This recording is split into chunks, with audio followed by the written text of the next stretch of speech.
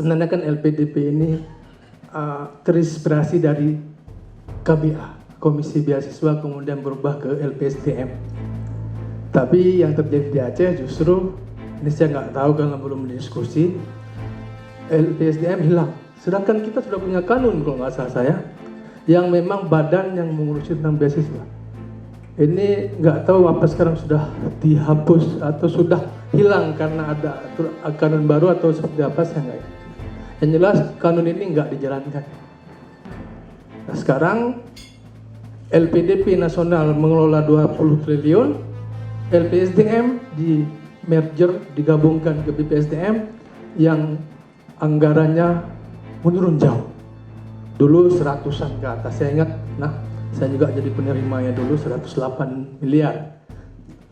Dan sekarang di BPSDM justru menurun, dan untuk pendidikan agama itu khususnya ke Timur Tengah tuh malah nggak jelas, dan syaratnya itu disamakan dengan Timur Tengah. Mungkin di pihak BPSDM juga tidak ada yang mengerti tentang update sistem pendidikan di Timur Tengah.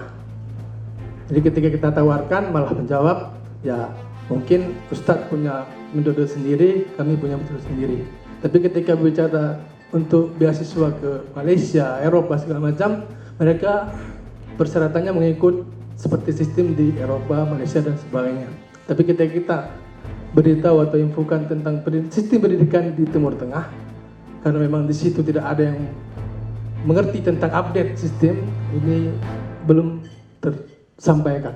Maka mungkin dari pergub tentang beasiswa itu harus direvisi. Artinya memang ada dia, nggak sama sistem pendidikan ke Timur Tengah dengan sistem pendidikan ke ini. Malah update. LPDP saya setuju dan juga kita sudah berjuang, dan saya juga mungkin akan menyampaikan kepada Forbes untuk mendapatkan alokasi khusus ke daerah.